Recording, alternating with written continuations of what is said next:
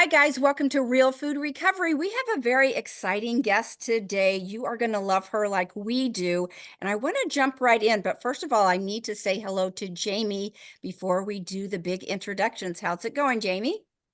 Hi, it's going well, and I have been looking forward to this conversation today for quite a while, quite a couple of weeks now, and since you introduced me to our guest via social media and other platforms, so I'm just super excited to be here. Yeah.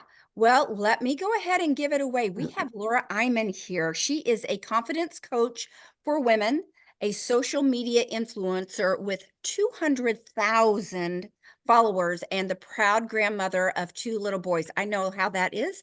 I'm a proud grandmother of 9. So you will never Wow. find Laura retired on a beach, working on her tan, or drinking rum punches. She says, I cannot imagine a worse life. She is passionate about coaching burnt out, stuck women on how to regain their confidence, become resilient, and develop an "oh, yes, I can" mindset so they can lead a balanced, joyful life. Despite all the chaos going on out there in the world, Yeah. she has been studying the mindset of Navy SEALs and Olympic athletes for 23 years. She received her mental toughness coaching certification from retired Navy SEAL Commander Mark Devine. Am I saying his name right? His last name? Divine, Devine. Mark Divine. Divine. Devine. In 2019, her personal stories of achieving success by becoming mentally tough are a testimony as to how powerful the mind is. Laura shouldn't be alive today. Her epitaph would have read "Death by Donuts and Dove Bars," which made me laugh when I read that. Familiarity, a familiar laugh. A sugar addict and junk food junkie for 40 years, she saw a documentary on the Navy SEALs one night that changed her life. She wanted their tough mindset and strong values, so she developed a personal 4-step mental toughness program based on their way of life. She then broadened her program to include the habits of Olympic athletes. She has been off all processed sugar and junk food for 23 years, and I can't wait to get into that topic. In 2005, using her mental toughness skills, she launched an e-commerce business in her spare bedroom, knowing nothing about being an entrepreneur or the internet. That cracks me up.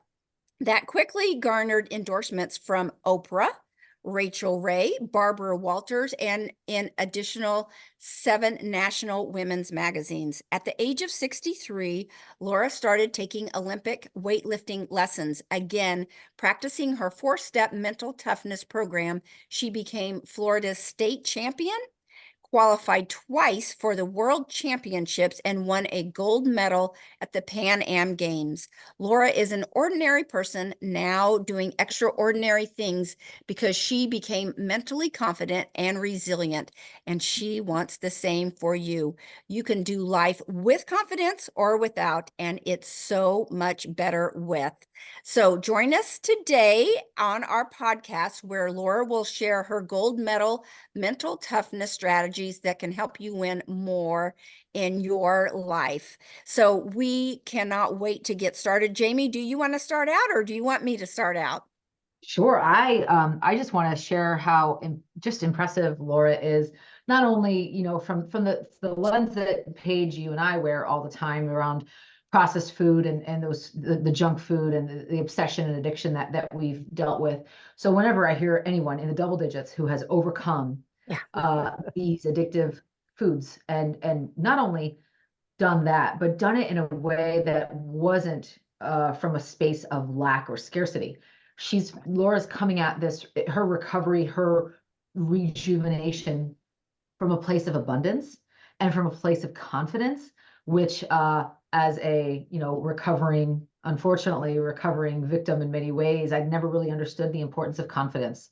And so I'm just so taken with Laura. And every time I see her, whether it's in a video or a social media post, or we've done our episode prep with her, I just am so taken by how she walks her talk, and she does so with a lot of joie de vivre. And I think that is just so admirable. I can learn so much from you. Mhm. Mhm. So, So go ahead. go ahead. I was just going to say, so much of what you do now is focus on confidence, working with Mhm. women with Mhm. confidence. And how did you realize that confidence, or even lack thereof, was holding you back in life? Great question, Paige. And first of all, welcome to all of your listeners and your viewers. Um, each one of you that's tuned in to the great podcast that Jamie and Paige have produced. I admire you for being here and listening. It means that you maybe want to consider making your life a little bit better today than it was yesterday. And so, just because of that, it's an honor for me to be here to be able to share with you how I went from the gutter to grateful to then a gold medal. And it really all starts with a lot of us just are in the gutter and saying, I don't like the view here anymore. I had no confidence. And I looked at the Navy SEALs and said, they're living such a life of integrity and focus and dedication, and they look great in a uniform, and I want what they have. I mean, life is no fun in the gutter. And yet a lot of people who are listening and doing your programs may be shaking their heads and saying, yeah, that's where I've been, and I'm not there anymore because of Jamie and Paige. So it's an honor for me to share my story with you all. And I really believe a lot of it begins with making the decision you don't want a bad life for yourself and saying, I need more confidence. I need a really good reason for why I want to get out of the gutter. Because sometimes it feels so good to feel so bad, right? Yes, it does. A Right, 25-year veteran of that occupation, I would agree with right. that until I knew what it could feel like on the other side. What But it Yeah, you're could that, right. feel like, right? do And does we it don't know until we find somebody that we admire and the pain is just so great and we think, I That's really right. want to be like Jamie. I really think I want to, maybe I will give it a try. I gave it a try because I had two young children and I was newly divorced. I could care less about myself. I didn't like life. I hated myself, but I did love my children. Mm. So the feel so good, feel so bad thing was going to keep me from being a good mom. And Mhm. that was probably the scariest thing that got me up out of the gutter and saying, maybe I should try and start practicing the Navy SEAL mindset. Mm. Do you How did think you how did you discover that I love this part of your story. How Yeah. did that Navy SEAL mindset sort of come at you? So it was 23 years ago. It'll be 24 years that I've been off sugar, all processed sugar, junk food, May. So it was May 20th of 2000. Easy date to remember, which will Mm. be 24 years. It was that day that I was newly divorced. I had two young kids. As I said, hated myself, hated life. And I was just sitting around on a Sunday afternoon working on a column of Oreo cookies like I would do, just mindfully eating my way through the day. I think my kids were with their dad. And I was bored. So I decided to go across the street to hang out with my neighbor, Dan and Linda. So I go over to bother them. And Dan is watching a documentary on TV in the TV room. So I plopped down in the chair next to him and said, Dan, what are you watching? And he said, shh, Laura, shh, I'm watching a documentary on the Navy SEALs. Now, I didn't even know who they were, right? And I did not care about Navy anything. But I didn't want to go home and be by myself. So I thought, well, I'll just hang out here with my Oreos and just hang out for a little while. Well, lo and behold, I started to tune into this documentary. And about 15 minutes into it, I was starstruck Mm. by these men who had such integrity, who were serving their country to protect people like me and my children from invasions and bad people. And they had a sense of mental toughness that I didn't know anything about. They cared about themselves. They showed up Mhm. every day. Holy cow, that's a concept. They took care of their teammates. Mhm. They worked in unison. All their characteristics and core values, I had none of them. And I hit my bottom that day and I said, Dan, these guys are amazing. I love their mental toughness. I want what they have. I'm such a mental weenie. And he looks at me and he says, Laura, are you on some kind of a sugar high? Are you at the age of 48 going to go off and now join the Navy SEALs? And I got up from the chair and I threw the bag of Oreos in his lap and I said, that's exactly what I'm going to do. And I went home and I hit a very deep depression, one of many. I hit another bottom, one of 1,000, but it was a final bottom. There's the somehow Jamie and Paige, the stars aligned. I can't explain it. I was sick and tired of being sick and tired. Yep. I didn't want the victim anymore. I didn't want the view from the gutter. I didn't want to feel so good to feel so bad. Somehow I was ready. And I had this role model, these handsome dudes in army fatigues. But it wasn't just the external, it was their mindset. So this was before, social media and really YouTube videos. I went to the library to start studying Navy SEALs. And I studied and studied and studied their mindset. And I said, this is what I want. And I surrounded myself with a whole plan. It wasn't just the Navy SEALs, but it was mostly changing my mindset. It wasn't about starting a new diet. It wasn't about getting a fitness program. That all fell in place very, very quickly. But I knew that I had to change my attitude towards myself and what I wanted for my life Beautiful. first. You talked about that. It feels so good to feel bad. And I don't know. I'm interested in your opinion on this. Do people just not know what to do, or is it the devil they know? And so I mean, it might be better, but I'm familiar with this, so I'll just stick with what I know. We love our bedroom. We love our comfortable bedroom slippers. It's awfully hard to give that up. And there was a time, and so many of your people listening are going to nod when I say this. There was a time when I couldn't even conceive of living a life off of sugar. It was my oxygen. Standard addict story. People can't conceive of getting off booze. It's their oxygen. It's their liquid courage. It's everything to them. We can't conceive of it. That's why the pain can be a powerful motivator, and it can wake us up so that in spite of ourselves, not knowing, like you said, Paige, some of us just don't know, or we know, but we just are too terrified to take the next step because we just need the drink, or we need the sugar or the opium or the opioids. The comfort we think it provides us. Yeah. Or the Right. confidence. Beautiful. The comfort we think. Now, this is all a false story, Exactly. but hitting a bottom can be the most beautiful thing, because that's where we want to change. When the pain of changing is less than the pain of staying the same, that's when we make a move. And it is a great mystery. And it's one of the things that is so painful to me, to see people who are suffering so and they don't make the change. And we don't know why that is. It's like trying to predict the weather. We don't know why. Some people do it and some don't. But we do know that pain is a powerful motivator. And when you're sick and tired and you don't want to be in the gutter anymore, you say, okay, I'll go to a meeting, or I'll check out Jamie and Paige's programs. I'll give it a try. I gave it a try because of my kids, not because of me. Yeah, and you started this 23, almost 24 years ago, specifically with the sugar, when that was not in vogue to give up sugar at that time. And certainly nobody was talking about it like they are now.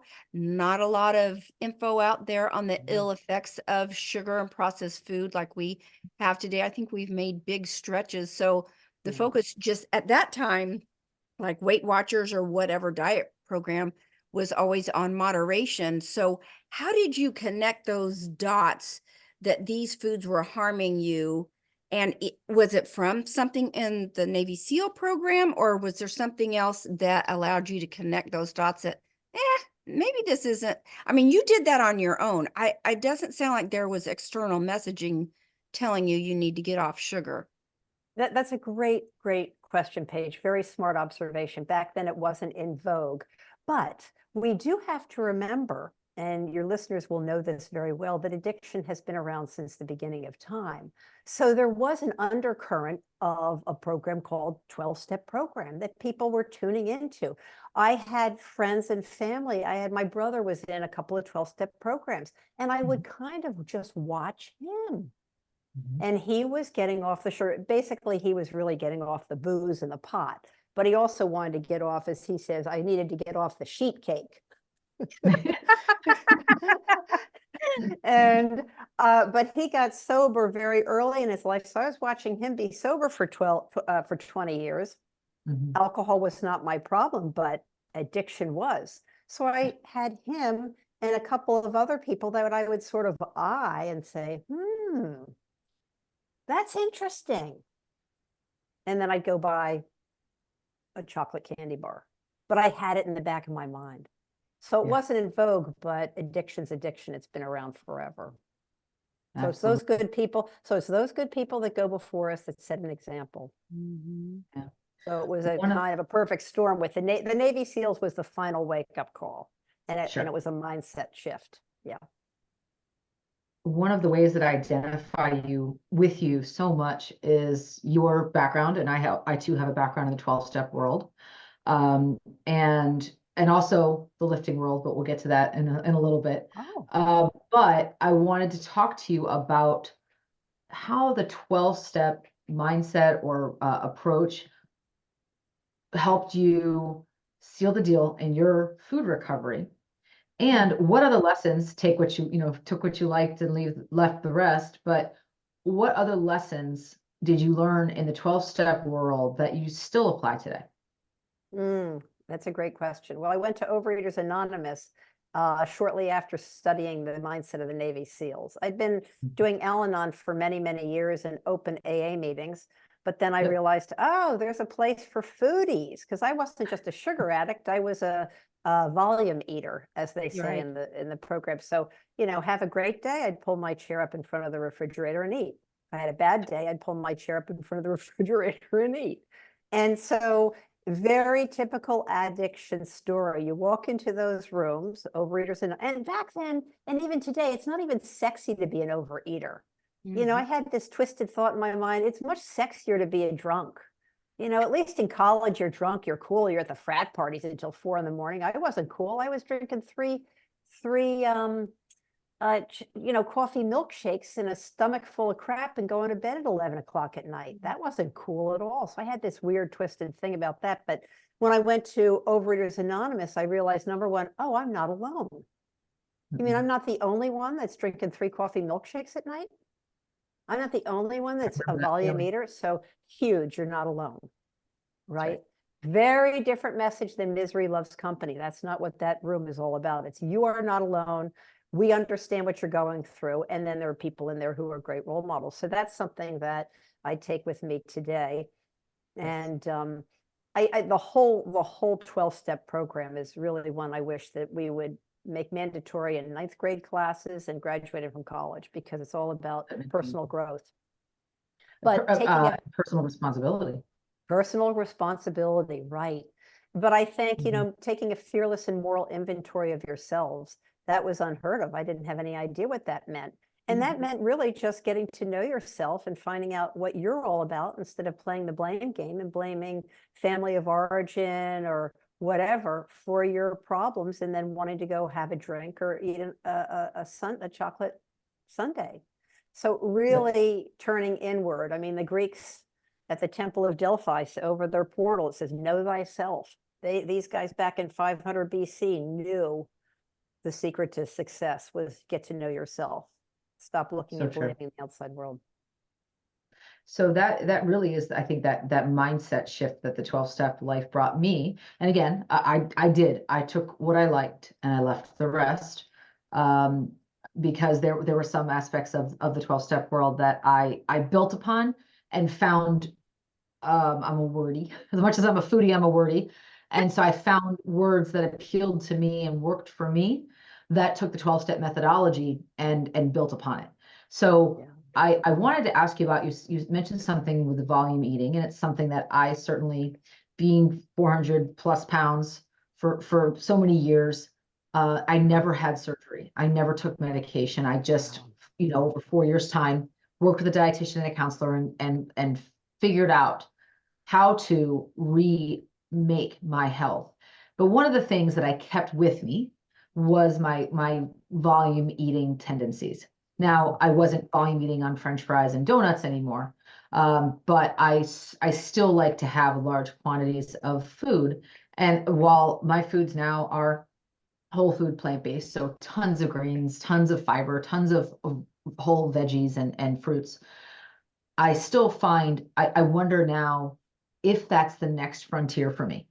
How did you, in your food recovery, or maybe just in your recovery and regrowth in general, how did you apply your confidence principles to self-trust and self-knowledge around quantity of food? Quantity of food, right. Very different than just wanting to eat every dessert in Mhm. sight, right? Well, my confidence grew once I got into the program and was abstinent. Every day that I was abstinent, and some days were rough and some days were easy, my confidence grew. And then it just multiplies. It has that compounding effect. But Mhm. I believe deeply that all these addiction issues, there's an emotional component to it that's just so huge and it just drives us. And as I got more confidence, I said, I need to look deeper in myself and get therapy for why I want to eat all day long. Even if I'm not eating sugar, I want to eat all day long. Well, Mhm. lo and behold, again, textbook addiction stories, I was eating out of anger. I had Mhm. so much rage inside of me for X, Y, and Z reasons.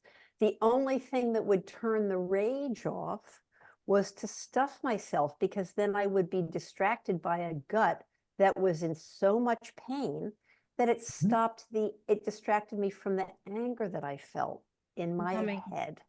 Mm. Now, here is a very glaring example, but I will share it with you and your audience because these people are on a journey where they can hear this. Why do you think somebody puts a gun to their head? To stop the noise, Mhm. right? Get out of And, pain. and to get out of pain. And I understand that. We all get out of pain in different ways. Mhm. And some are really destructive and some are less destructive. And then, suicide is the ultimate pain, the ultimate destruction. But when I started to realize that I was a rageaholic inside, never expressing it, my confidence would grow a little bit more as I grew to know myself. So for your listeners, taking that deep dive inside is scary, but Jamie, Paige, and I have all been there, and anybody you meet in this community that they have created understands where you're coming from. And take a deep dive with them, and you're not alone, and reach out in the community that they have provided with you and express yourself. My eating was almost like cutting myself. I never cut myself. I never really had suicidal thoughts, but I was eating so much that I really could have killed myself. And I It is Yeah, a that's form. finally, years later, associated with, oh, it's kind of like cutting myself. It's that hurtful. Yeah, total. it's death by a thousand cuts. You Yeah, there, or when death by 1,000 bites. Yeah, touche. Yeah, Yeah, I like that. it is a form of killing yourself, it is. which you have an opinion around people that are trying to get off sugar that I'd like for you to talk about a Okay. little bit. I'd like to know if you just went cold turkey or you just tried to slowly moderate yourself out. And again, I'm so curious about this because you had no guidance in this area. You didn't have coaches like Jamie and I who have our food Correct. addiction Correct. recovery program to help people through this process. You did not have this. It's just miraculous to me that you did this on your own, of your own volition. So, do you want to talk about your philosophy about how I'm going to speak to sugar specifically because that seems to be Sure. most women their drug of choice. So, you want to talk Mhm. about how you get off that and Mhm. if you felt a major shift after you were detoxed from the sugar. Right, right. And you're right. Back then we didn't have the amazing community that you have created. And that's why it's such a privilege for me to be on your show and share my story, because I really love and respect you ladies so much for what you're doing. So for me, uh, and this is maybe not going to apply to everybody on your that tunes into you, but I'm speaking for myself. it's a life or death situation. I had no quality of life, mentally, physically, spiritually. The only approach for me was to get off all processed sugar. That means the white stuff, the brown stuff, the molasses, the honey, the maple syrup, any additive sugar. I eat fruits, I eat vegetables, I eat foods that have sugar listed as the 5th ingredient or less. Okay. That means I do not eat ketchup. I do not eat muffins because sugar is the 1st or 2nd. But for me, in order to be a successful mom, I needed to go cold turkey. And they say in the 12-step program, half measures avail us nothing. And I practice that today in many areas of my life because that is a Navy SEAL concept. You want to be successful on the battlefield, you cannot do things halfway. And for us getting off of processed sugar or being volume eaters, half measures are, Monday through Wednesday, you're going to do that. And then Thursday, Friday, Saturday, you're going to a destination wedding. Not going to happen. You're going to be taking a nosedive into the wedding cake, doing the champagne. So for me, it was a relief to be able to say, I can't do any of it. Yeah. And in Overeaters Anonymous, you have a lot of people who are doing cold turkey. Sugar is highly addictive. Now, there are people out there who say, well, I have a cookie on a Saturday night. And I say, how do you feel? And they say, well, fine. They might be a little guilty about it. They say, fine. I say, well, I don't really think you're addicted. I don't think that you have a problem with it. And I'm very conservative about my assessments. You are not who I am talking to. You know what they say, 1 is too many, 1,000 is not enough. So for that person who, right, Paige, so for that person who can dabble in and out, now they may have an addiction somewhere else. It may be gambling or porn or spending money, but we're just talking here about food addiction, right? For your purposes. 1 was too many out of the, and it was freedom for me. It wasn't going into a straitjacket. And I want your listeners to really understand this. Discipline equals freedom. You're going to feel like crap for a while. That's okay. It is okay. They're here to support you. I'm here to support you. Feel like crap, but you are giving yourself a whole new life. So you got to walk through the fire. You got to pay your dues. So true. Yeah. Did people give you a hard time, those around you that are seeing this big dramatic change? Oh, they still do. I have my 200,000 followers on social media. I'm on TikTok and Instagram right now, and Facebook. And, I'll post a video I posted one a couple of months ago. It was one of my favorites about desserts. What are desserts? I don't even know what they are. I do the dishes and I go to bed at 9 o'clock at night. I'm not eating dessert because I have to get up and go to the gym at 5 o'clock. And boy, did I get slammed. That's no life. That sounds tragic. A lot of people said, how sad. And you know what? I could care less. Yeah. And this is what will happen when you shift your mindset. This is what I coach people on. Shift your mindset to not care about what they think. Because so what? You're self-loving yourself. So they don't understand your mindset, and that is okay. You live your life, I live mine. As they say in the program, live and let live. But yes, and so, I just say no, thank you. I don't even explain myself. I don't even go into I'm 23 years off sugar. I don't have to, and it's none of their business. I just say no, thanks, no dessert. What? You're not going to have birthday cake? I don't even hear them. I don't even see that. I just say no, thanks. Right. And I might have to say it 3 times. No, I'm good. Thank you. I'm so full. Beautiful. Now, for your listeners, okay, this might be very, very hard. It is okay. You have my permission to lie and say, you know what? I'm kind of allergic to sugar. It just doesn't agree with me. I've said that. Yep. Good for you. And who cares? And when they say, oh, you're allergic, they leave you alone because you got a medical, oh, yeah, I break out in hives or I throw up or something. You don't want me throwing up all over your carpet, do you? They leave you alone. So if it buys you, it makes you more comfortable, just lie. Really, because you are allergic to sugar. Yeah, I say sensitive. I've got a sensitivity, and that is not a lie. No, Yeah. no, right. Sometimes people need a harder message than that, but sensitivity is beautiful, Paige. I was in I was leading a group, not in our group, but a prior group that I was part of. I was leading a call, and I'd given that advice to somebody asking that very question.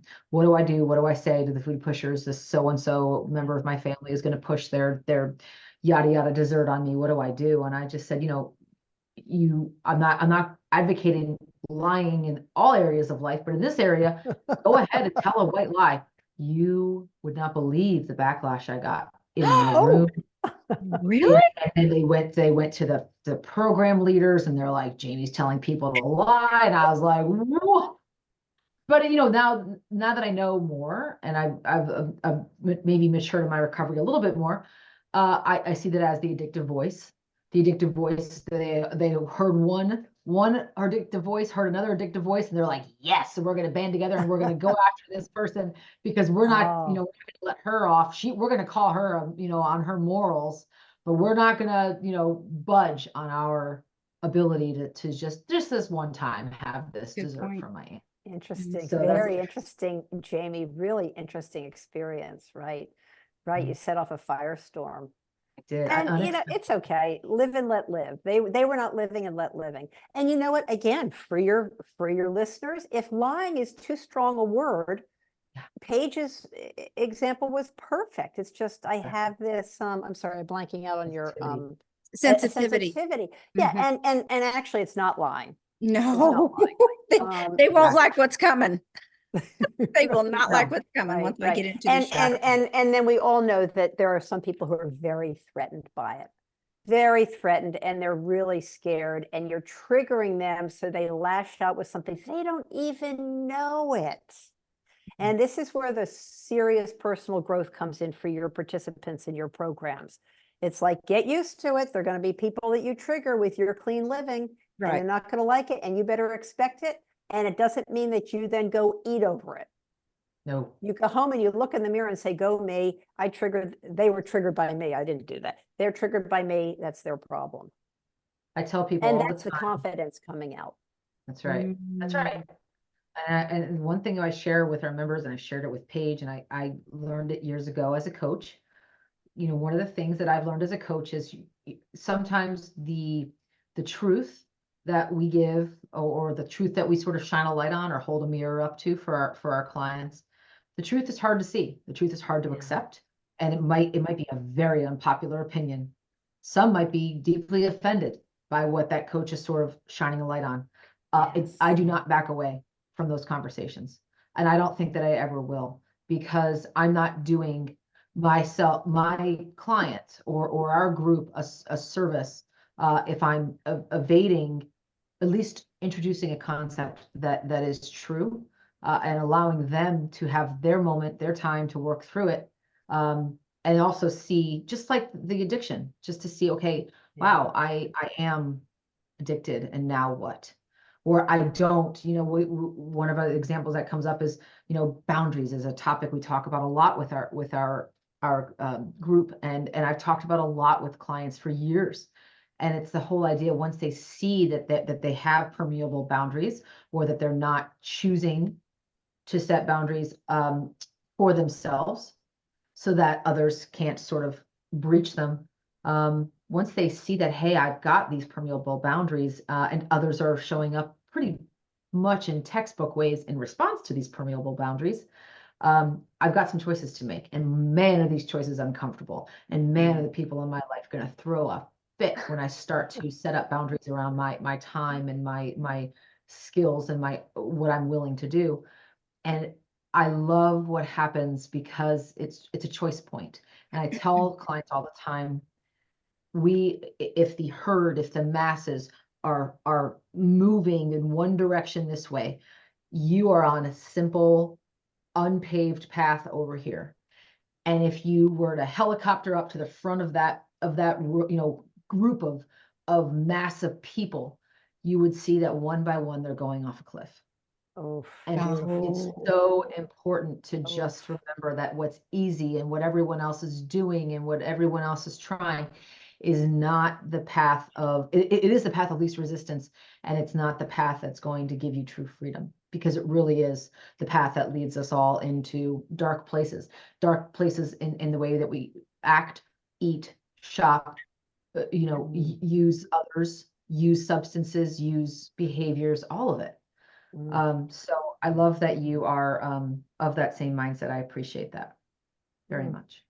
And that brings up the topic of, we talk about the statistic a lot, that 1.6 million people die every year from diet-related disease. It's the #1 cause of preventable deaths. These are optional deaths. So that's why I think our passion is so large about trying to help people that, well, specifically the people. I loved your post about not eating sugar, and someone said to you, I would rather die, literally die, than to stop eating sugar. And I Than to mean, have my lifestyle. She would rather die than to live the way I do, right? didn't she say something like, literally, Yes. I'm not kidding? Yes.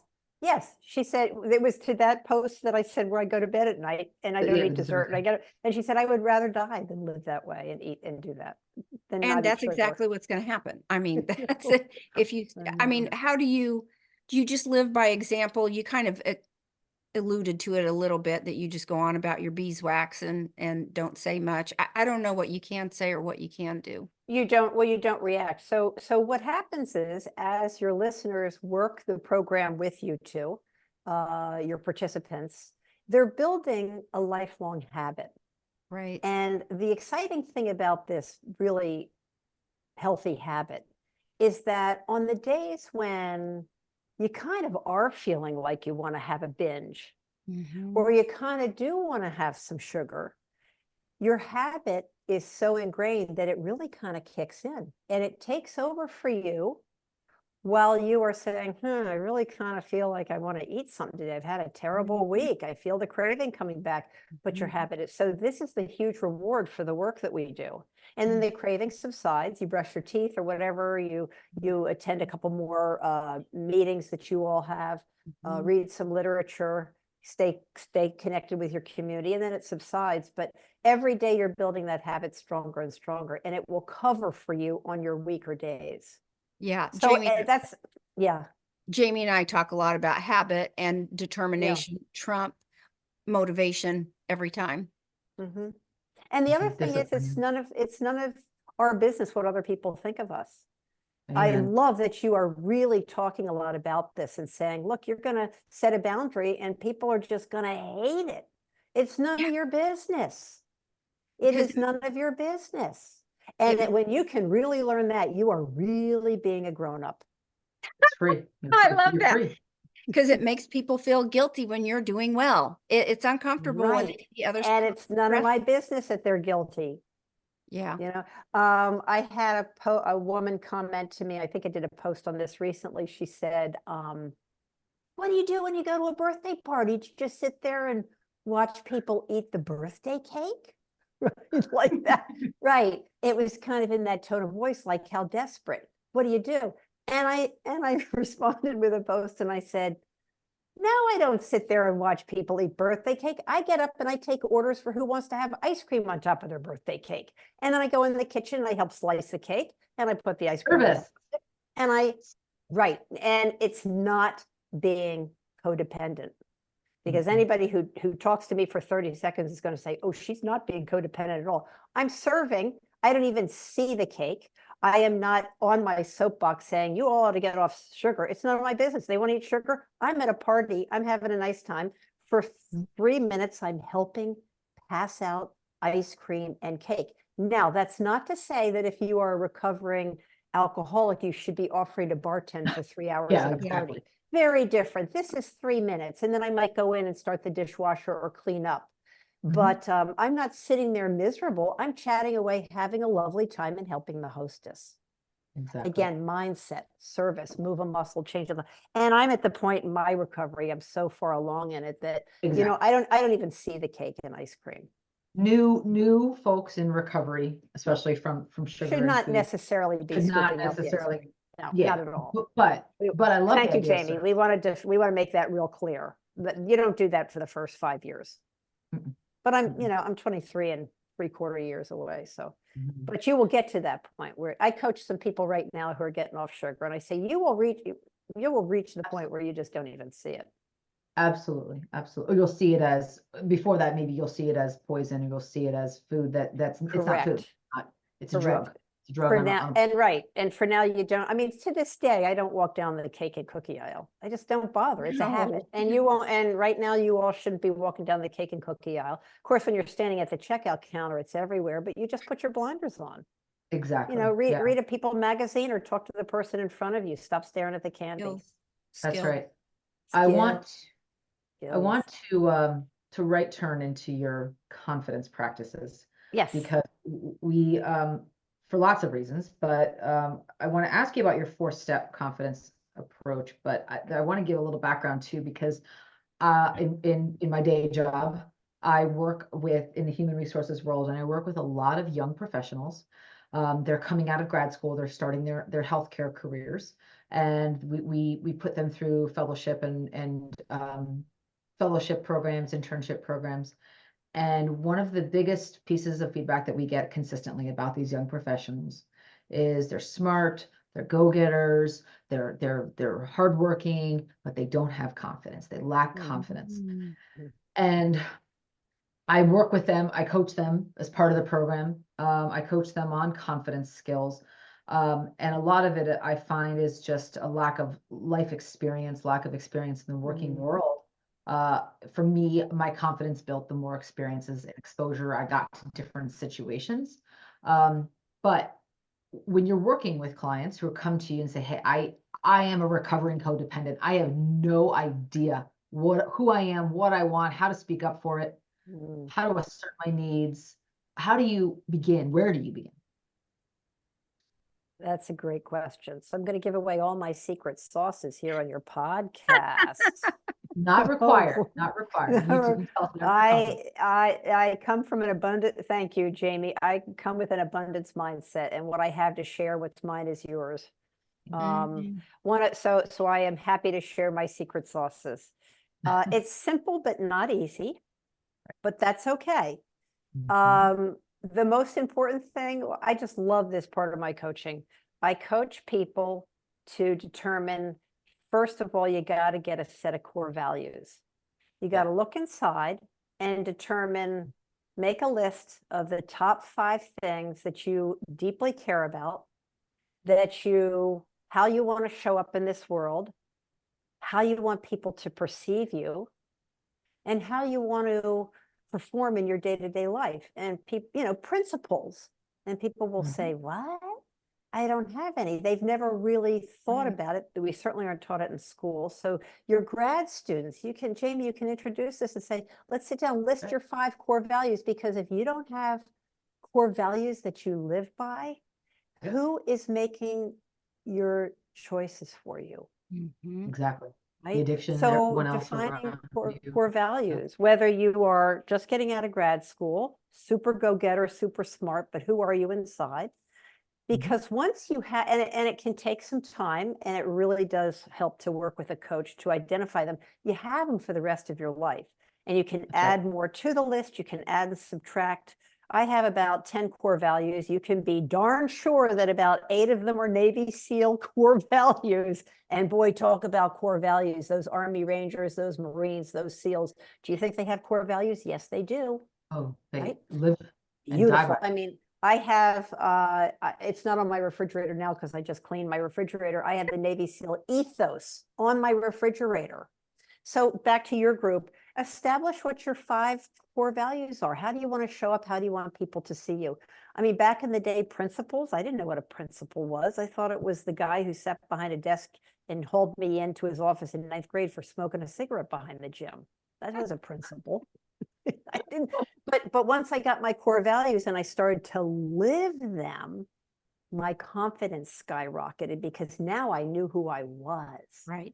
And when you live from your core values and you make your choices going into the healthcare business or whatever you're doing, getting out of grad school, or whether you're getting divorced or whether you're starting to retire or changing jobs, you make your decision based on your core values. And you can be sure that doesn't mean picking up the booze or picking up that cupcake.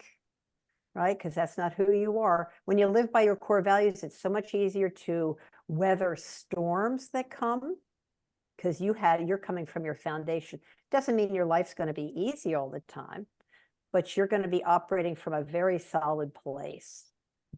Yeah, don't you think when people are disenchanted with life, it's just the simple answer is you're living outside your core values. You're not in alignment with your values. Yeah, could be. Yep. Could be a variety of things, but yeah. Yeah.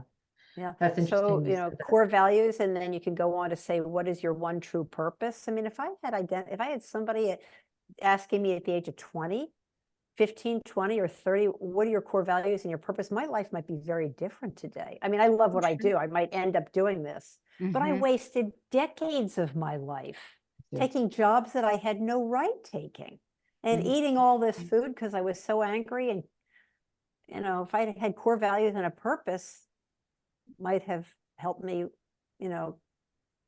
diffuse the anger a bit, a lot. Yeah. I didn't find my 5 values until I was 40. Yeah, 40. And I was coming out of a marriage and going through Oh, a divorce, and I had no idea who I was or what I stood for, or Oh. I certainly didn't have a lot of confidence.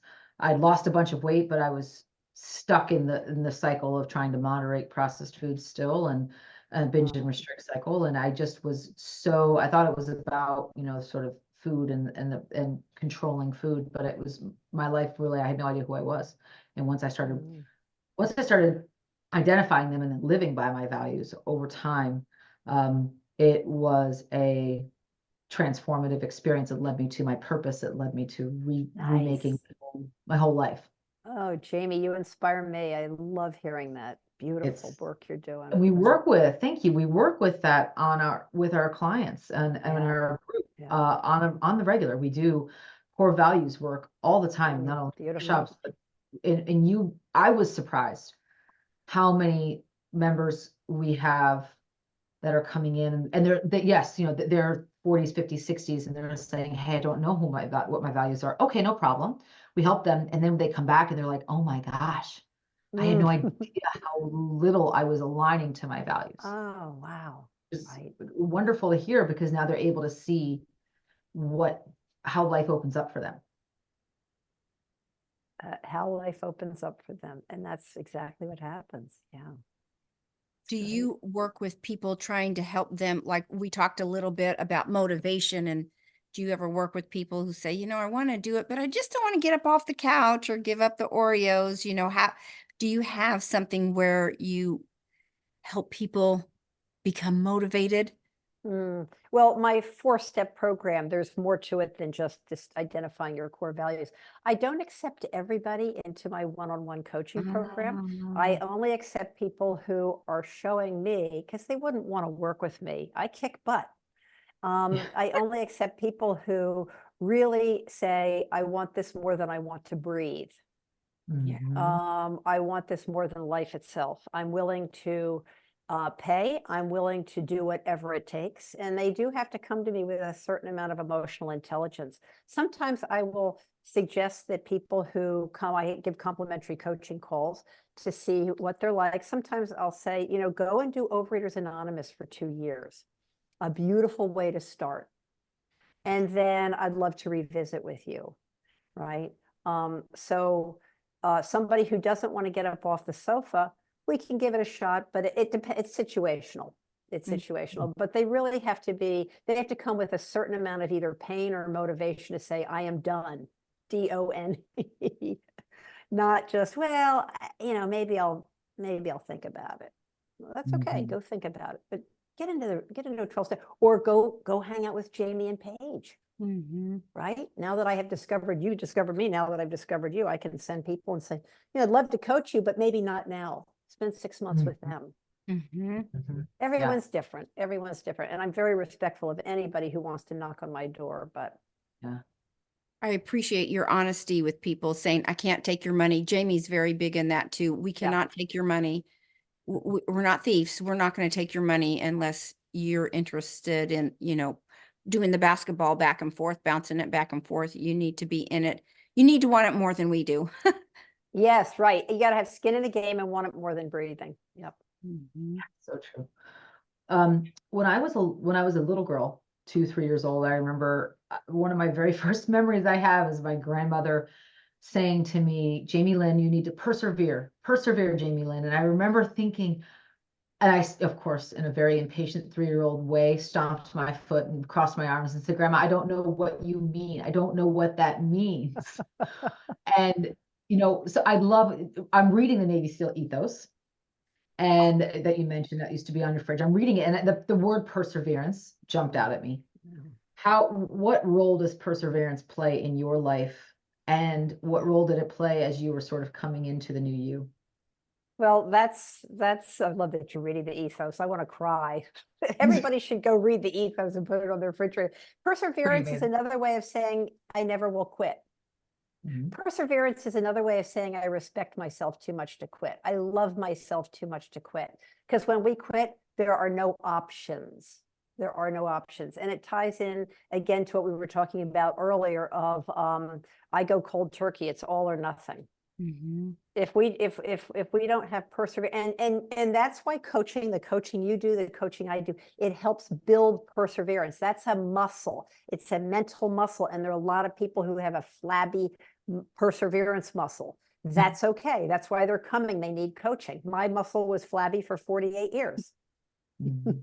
But we help you build them by getting a big reason why you want to get off the sugar, why you want to get off the compulsive overeating. You got to have that big why. We haven't really talked about that. That's a very big one of my 4 steps, a very, very big driving force. Your why, your reason for getting off the sugar has to be far juicier than your reason for eating the sugar.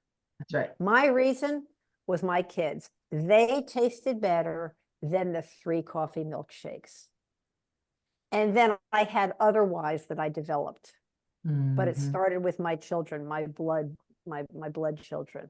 You have to have a why that's tastier than the sheet cake. Yeah, we talk about perseverance with people that come in. We have 2 or 3 Zoom hours a day where our members can come in and check in. And we've got 4 coaches that are there available, very highly trained to help people in their circumstances. And oftentimes, it's the good, bad, and the ugly, right? It's not always just this beautiful check-in that I'm doing wonderful. And there's baskets of unicorns and baby puppies, and there's glitter falling from the sky. So when they have side steps, I mean, one of the things we make sure and say is, thank you for coming in and talking about it. Nice. You're still showing up. That's huge. Huge. Just that you're here and willing to discuss it. It's the difference between success and failure. Oh, they are so lucky to have you too. It's huge. And we will believe in you until you can believe in yourself. That's also part of the healing at the group level that you ladies are offering. Yeah. With compassion. Yeah. You need a soft place to fall. Yeah. We don't have, go ahead, Jamie. Yes. And I think what we provide, and maybe is just something that I like to do, is just holding up that mirror and saying, hey, this is what I'm seeing in the mirror. Are you seeing this? And if you could look at it, how would you feel? What would that change for you? Asking some hard questions. That's a soft place. Paige specializes in being a soft place to land. I specialize in being, the person to ask some hard questions. Nice. And again, I think that combination brings people to a next level, and which is our goal with Real Food Recovery. There's lots of places people can go when they're just learning and just discovering. And we want folks who've come in, they've been through a couple of trials, they understand what the food does to them. And now they understand how they've behaved with it. And they want the next step. They want the next level of recovery. Beautiful. I love what you say. Paige offers the soft place to land, and Jamie asks the hard questions. It's a combination of the two. The love and compassion, and then some kick butt. It's a combination of the two, because it's a tough life. It's a tough world out there. The world is full of magic and it's full of tragic. And we want to exist there with confidence, and we want to exist there loving ourselves. I'd love to say one more thing. I know we have to end soon, but and and I'm talking a lot about this in my posts on social media recently, I think our country has a little bit of a hard time with the word love, and especially with the word self-love. It's kind of compartmentalized to touchy-feely personal development groups. But I think if we can move beyond that and say, oh, accept self-love and really being kind to ourselves is what you all your people are doing by joining your groups. Oh, yeah. It's the greatest gift you can give yourself. So if we can move beyond the touchy-feely stigma that sometimes people associate with it, I mean, if you don't love yourself, you really are walking around as a hollow shell. And when you get abstinent, you're just showing self-love at the highest level. So I just hope anybody who kind of is a little creeped out by that, not at all. Those Navy SEALs, are you kidding? The integrity they have, it's a form of self-love. It's a form of self-respect. Yeah, very honorable, very noble. Very honorable. If you don't like the word self-love, say self-respect. It's really the same thing.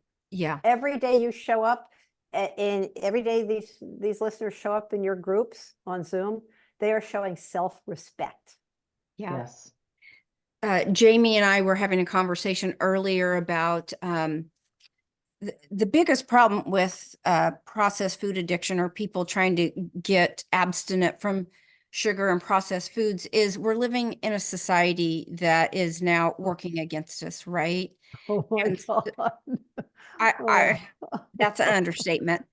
So because we're in this society, we have to deal with it. I mean, that's just the reality. We've got to show up, or else just live in a bubble in our bedroom and never come out.